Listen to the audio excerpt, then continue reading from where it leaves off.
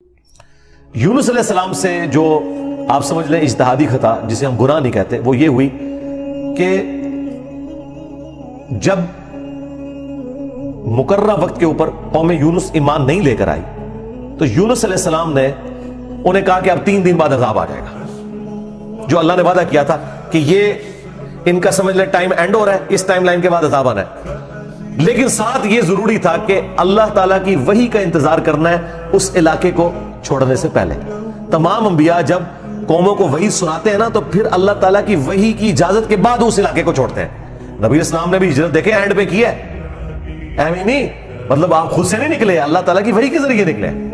قرآن میں سورۃ الانفال میں آیا تھا کہ یہ جب کافر کہتے تھے نا کہ ہم پر عذاب کیوں نہیں نازل ہوتا، ہم نبی کا انکار کر رہے ہیں، تو اللہ تعالیٰ نے فرمایا کہ جب تک اے نبی تم ان میں موجود ہو ہم ان کو عذاب نہیں دیں گے۔ اللہ کی سنت ہے کہ جب کبھی کسی قوم کو عذاب دینا ہوتا ہے نا تو اس قوم میں سے انبیاء اور اہل ایمان کو الگ کرتا ہے، پھر باقی کی قوم پر عذاب آتا ہے، اور وہ اللہ تعالیٰ نے نکالا اور غزوہ بدر میں لا کے ڈبویا ان کو، جس طرح فرعونیوں کو اپنے محلات سے نکال کے سمندر میں غرق کیا تھا، مشرکین عرب کو اپنے گھروں سے نکال کر بدر میں ڈبویا صحابہ کرام کی تلواروں کے ذریعے۔ یہ عذاب استحصال کی ایک قسط ان پر آئی تھی۔ تو یونس علیہ السلام نے ازیوم کیا کہ ظاہر ہے کہ اس کے بعد عذاب تو آنا ہی ہے، لیکن ان کی شان اس سے بلند تھی کہ وہ وحی کا انتظار کیے بغیر نکل گئے۔ بس جب وہ نکلے، جس کشتی میں سوار ہوئے وہ کشتی جو ہے وہ بھنور میں پھنس گئی، اور ان کی اپنی ایک نارمز چل رہی تھی کہ اگر کشتی بھنور میں پھنس جائے تو یہ اس چیز کی علامت ہے کہ کوئی غلام اپنے آقا کی اجازت کے بغیر بھاگ کر آ گیا۔ پھر وہ قرآن اندازی کرتے تھے، اور جس کے نام قرآن نکلتا تھا اس کو فدیے کے طور پر وہ سمندر میں ڈال دیتے تھے۔ پہلی دفعہ قرآن اندازی کی گئی، بیلٹنگ، تو حضرت یونس علیہ السلام کا نام نکلا۔ ان کا نہیں، یونس علیہ السلام تو اس طرح ہو ہی نہیں سکتا۔ دوسری بار، تیسری بار، 3 بار یونس علیہ السلام کا نام نکلا قرآن اندازی میں۔ تو یونس علیہ السلام نے، اچھا قرآن میں اشارتاً اس کا ذکر ہے، اسرائیلی روایتوں میں تفصیل کے ساتھ ہے، لیکن یہ بالکل قرآن میں فٹ ان بیٹھتی ہیں۔ یعنی آپ کو یہ تو بتایا گیا کہ یونس علیہ السلام مچھلی کے پیٹ میں رہے، تو وہ مچھلی کے پیٹ میں پہنچے کیسے تھے؟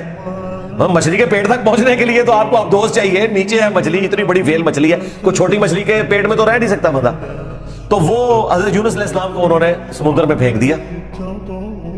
یونس علیہ السلام نے خود ہی کہا، ان کو کلک کر گیا کہ یہ معاملہ میرے اینڈ پہ ہے۔ انہوں نے کہا بھائی مجھے پھینکو، تم، مجھے سمجھ آ گئی ہے، ذرا فوراً کلک کر گیا کہ معاملہ خراب میرے سے ہی ہو گیا۔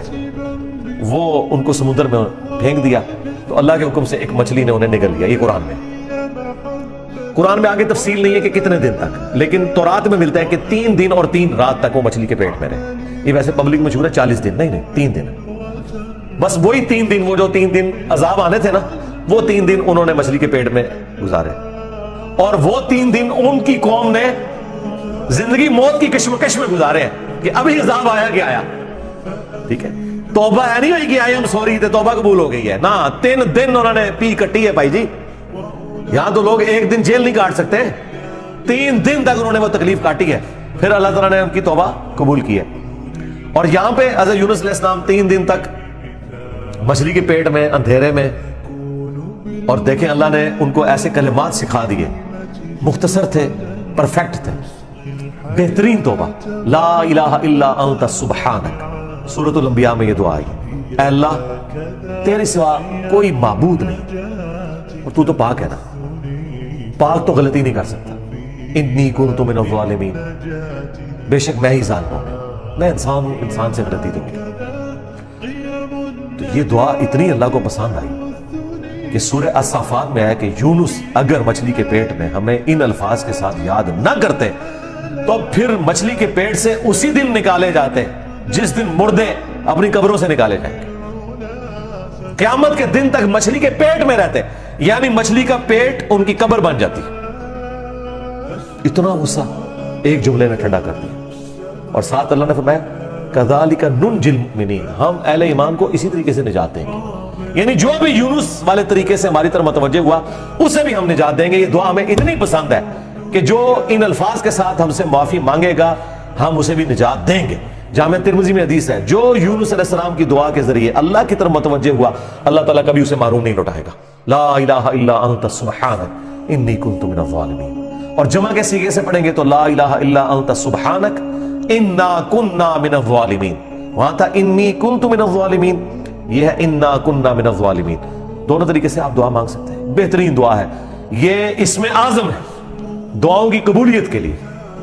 قرآن میں بھی ہے کذالک ننجی المؤمنین, اور جامعہ ترمذی میں بھی ہے کہ جو اس دعا کے ذریعے اللہ کی طرف متوجہ ہوگا اللہ تعالیٰ اسے محروم نہیں لوٹائے گا. لہذا جو جامعہ ترمذی میں حدیث ہے نا کہ اللہ کی حمد اور دروشی پڑھ کے دعا کرو تو قبول ہوتی ہے, تو وہ اللہ کی حمد میں نا آپ اس کو شامل کریں. لا الہ الا انت سبحانک انی کنت من الظالمین, یہ اللہ کی بیسٹ حمد بھی ہے اور بیسٹ استغفار بھی ہے, اور ایسا استغفار ہے کہ اللہ کی رحمت کو ٹریگر کرنے والا ہے. دیکھیں آپ نے اللہ تعالیٰ کی کس چیز کو ہائی لائٹ کیا ہے کہ یہ اللہ تو پاک ہے, تو غلطی کر نہیں سکتا, اس کی عظمت مان لی, اور پھر ساتھ کہا کہ مجھے تو نے بنایا ہی ایسا ہے کہ میں غلطی کروں گا, تو دیکھ میں کمزور ہوں, میں مان رہا ہوں میں غلطی کروں گا, تو کر بیٹھوں تو معاف کر دینا. اس سے بیسٹ انداز نہیں ہو سکتا اپنی غلطیوں پر معافی مانگنے کا. تو یہ حرز جام بنائے لا الہ الا انت سبحانک انی کنت من الظالمین. یقین کریں یہ دعا آپ کے سامنے یونس علیہ السلام ہو, مچھلی کا پیٹ, گپ اندھیرا, 3 دن 3 رات, دنیا میں کوئی آ کے آپ کو ریسکیو نہیں کر سکتا, اور موت سامنے نظر آ رہی ہے.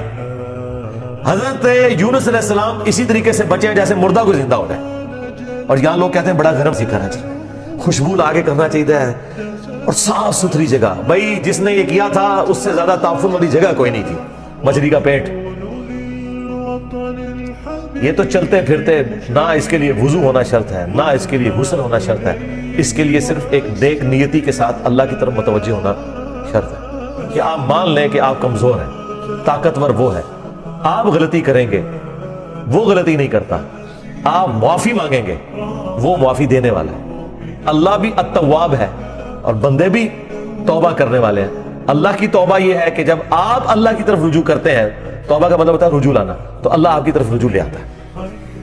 جو بخاری مسلم میں حدیث ہے کہ جو شخص توبہ کر کے اللہ کی طرف رجوع لاتا ہے تو اللہ کو اس شخص سے زیادہ خوشی ہوتی ہے کہ جو اکیلا ریگستان میں ہو, اچانک اس کی سواری غائب ہو جائے اور وہ اپنی موت کا انتظار کرنا شروع کر دے, اور پھر تھوڑی دیر بعد وہ سواری واپس آ جائے جس پہ اس کا سامان لدا ہوا ہے, اسے نئی زندگی ملے, اور وہ اتنا خوش ہو کہ اس کی زبان سے نکل جائے اے اللہ تو میرا بندہ میں تیرا رب, من شدت الفرح, خوشی کی شدت کی وجہ سے, حالانکہ اس نے یہ کہنا تھا کہ اللہ میں تیرا بندہ تو میرا رب. اس سے زیادہ اللہ تعالیٰ کو خوشی ہوتی ہے جو بندہ رجوع لے آتا ہے. تو یونس علیہ السلام کی دعاؤں کو آپ اپنے استغفار میں, اپنی صبح و شام کے اذکار میں, ہر جگہ اپنے تشہد کے اندر اس دعا کو پڑھا کریں. یہ بڑے بڑے مشکلوں کو آسان کر دیتی ہے. یار آپ دیکھیں ایک بندے کو اپنی موت سامنے نظر آ رہی ہے اور اس موت میں سے اسے زندگی مل جائے, بس جب آپ نا امیدی کے اینڈ پر پہنچے ہوں اور آپ کو کوئی امید نظر نہ آئے تو آپ یہ پڑھیں لا الہ الا انت سبحانک انی کنت من الظالمین. انشاءاللہ تعالی